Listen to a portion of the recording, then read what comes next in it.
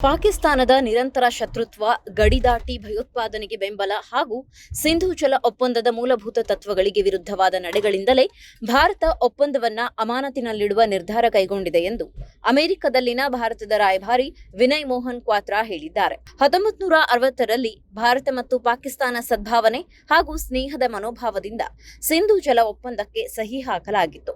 ಆದರೆ ಕಳೆದ ಹಲವು ದಶಕಗಳಲ್ಲಿ ಪಾಕಿಸ್ತಾನ ತನ್ನ ನಡೆಗಳ ಮೂಲಕ ಆ ವಿಶ್ವಾಸ ಮತ್ತು ಸ್ನೇಹವನ್ನ ಸಂಪೂರ್ಣವಾಗಿ ನಾಶಪಡಿಸಿದೆ ಎಂದು ಆರೋಪಿಸಿದ್ದಾರೆ. 2025ರ ಏಪ್ರಿಲ್ 22ರಂದು ಪಹಲ್ಗಾಮ್ನಲ್ಲಿ ನಡೆದ ಭಯೋತ್ಪಾದಕ ದಾಳಿಯಲ್ಲಿ 26 ಮಂದಿ ಮೃತಪಟ್ಟ ಬಳಿಕ ಏಪ್ರಿಲ್ 23ರಂದು ಭಾರತ ಸಿಂಧೂ ಜಲ ಒಪ್ಪಂದವನ್ನ ಅಮಾನತುಗೊಳಿಸಿತ್ತು.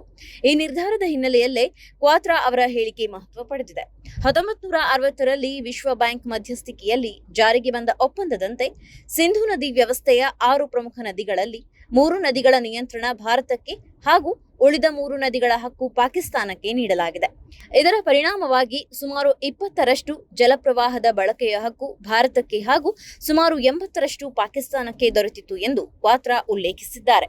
ಒಪ್ಪಂದವನ್ನ ಭಾರತ ಪ್ರಾಮಾಣಿಕವಾಗಿ ಪಾಲಿಸಿದರೂ ಪಾಕಿಸ್ತಾನ ಸ್ನೇಹದ ಬದಲು 1965, 1971 ಮತ್ತು 1999ರ ಯುದ್ಧಗಳನ್ನು ಆಯ್ಕೆ ಮಾಡಿಕೊಂಡಿತ್ತು. ನಂತರವೂ ಗಡಿ ದಾಟಿ ಭಯೋತ್ಪಾದನೆಗೆ ಬೆಂಬಲ ನೀಡುತ್ತಲೇ ಬಂದಿದೆ ಎಂದು ಅವರು ಆರೋಪಿಸಿದ್ದಾರೆ. 2001ರ ಸಂಸತ್ ದಾಳಿ, 2008ರ ಮುಂಬೈ ದಾಳಿ, 2016ರ ಪಠಾಣ್ಕೋಟ್ ಮತ್ತು ಉರಿ ದಾಳಿ, 2019ರ ಪುಲ್ವಾಮಾ ದಾಳಿ ಹಾಗೂ 2025ರ ಪಹಲ್ಗಾಮ್ ದಾಳಿಯನ್ನ ಕ್ವಾತ್ರಾ ಉದಾಹರಣೆಯಾಗಿ ನೀಡಿದ್ದಾರೆ. ಭಾರತ ಕೈಗೊಂಡ ಜಲವಿದ್ಯುತ್ ಯೋಜನೆಗಳಿಗೆ ಪಾಕಿಸ್ತಾನ ಅಡ್ಡಿಪಡಿಸಿದೆ. ಆಧುನಿಕ ತಂತ್ರಜ್ಞಾನ ಮತ್ತು ಬದಲಾಗುತ್ತಿರುವ ಅಗತ್ಯಗಳಿಗೆ ಅನುಗುಣವಾಗಿ ಒಪ್ಪಂದವನ್ನ ಪರಿಷ್ಕರಿಸುವ ಭಾರತದ ಪ್ರಸ್ತಾಪಗಳಿಗೂ ಪಾಕಿಸ್ತಾನ ವಿರೋಧ ವ್ಯಕ್ತಪಡಿಸಿದೆ ಎಂದು ಕ್ವಾತ್ರಾ ಹೇಳಿದ್ದಾರೆ. ಪ್ರಧಾನಿ ನರೇಂದ್ರ ಮೋದಿ ಅವರು ಹೇಳಿದಂತೆ, ಭಯೋತ್ಪಾದನೆ ಮತ್ತು ಮಾತುಕತೆ ಒಟ್ಟಿಗೆ ಸಾಗುವುದಿಲ್ಲ. ಭಯೋತ್ಪಾದನೆ ಮತ್ತು ವ್ಯಾಪಾರ ಒಂದೇ ವೇಳೆ ನಡೆಯುವುದಿಲ್ಲ. ನೀರು ಮತ್ತು ರಕ್ತ ಒಟ್ಟಿಗೆ ಹರಿಯಲು ಸಾಧ್ಯವಿಲ್ಲ ಎಂಬ ನಿಲುವನ್ನ ಕ್ವಾತ್ರಾ ಪುನರುಚ್ಚರಿಸಿದ್ದಾರೆ.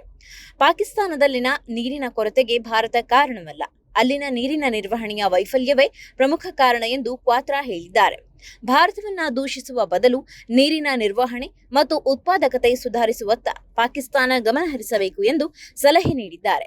ಪಾಕಿಸ್ತಾನದ ನಡೆಗಳಿಂದ ಈಗಾಗಲೇ ನಾಶವಾಗಿದ್ದ ವಿಶ್ವಾಸದ ವಾಸ್ತವವನ್ನ ಭಾರತ ಸಿಂಧೂ ಜಲ ಒಪ್ಪಂದದ ಅಮಾನತಿನ ಮೂಲಕ ಅಧಿಕೃತವಾಗಿ ಒಪ್ಪಿಕೊಂಡಿದೆ. ಈ ವಾಸ್ತವವನ್ನ ಜಾಗತಿಕ ಸಮುದಾಯವು ಅರ್ಥ ಮಾಡಿಕೊಳ್ಳುವ ಸಮಯ ಬಂದಿದೆ ಎಂದು ವಿನಯ್ ಮೋಹನ್ ಕ್ವಾತ್ರಾ ಹೇಳಿದ್ದಾರೆ.